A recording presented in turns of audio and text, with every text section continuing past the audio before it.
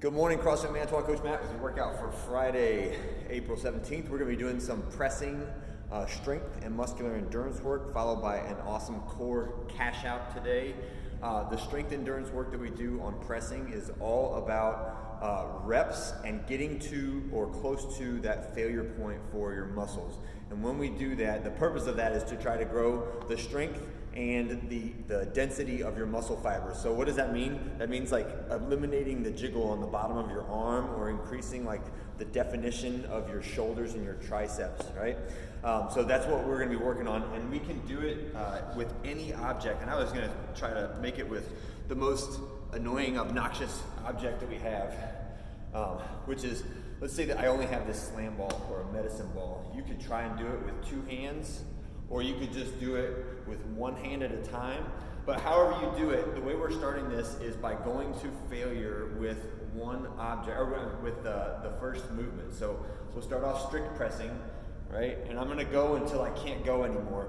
And I would say if you have a very light object, and like this, for me, this is 20 pounds, I could probably do this for a while. So we should limit it to the like 12 to 15 rep range. Now I know that may be not close to failure for you, but we don't want to get the total number of reps over a certain amount. Otherwise, we're into that range where it's not going to be as productive as that moderate rep range is. Okay, so think 12 to 15 reps per set, strict press. When I finish that, I'm gonna look at a clock, I'm gonna rest exactly 20 seconds, and then I'm gonna do a 40-second handstand hold.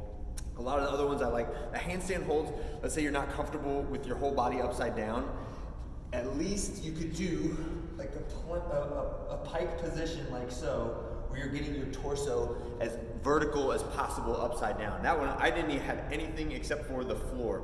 My knees were bent just a little bit when I did that. That allows my hips to be in a position that gets my torso almost upright. So the higher you elevate your feet, let's say maybe on a single stair or two stairs or a chair, the more you'll be able to get your torso vertical, and then you can move that, progress that into either a wall walk up or an actual like kick up to the wall handstand.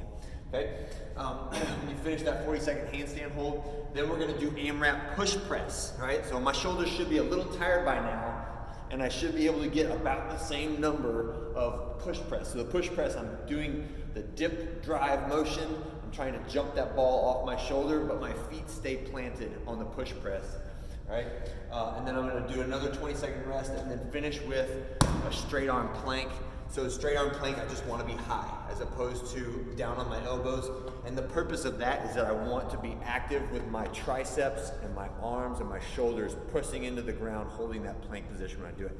We're gonna get 4 rounds through that pressing sequence. You rest to recovery at the end of that plank position. Oh, and also on the plank position, if you can't hold it for a full minute, break it up and just accumulate a minute, taking as few breaks as possible during that planking, okay? After that, we're gonna do the cash out. This is 3 rounds for time. We're gonna start off with our side plank reaches. On the side plank reach, you're gonna be on the ground on one elbow with your feet stacked on top of each other, and we're just reaching through and then twisting up to the sky.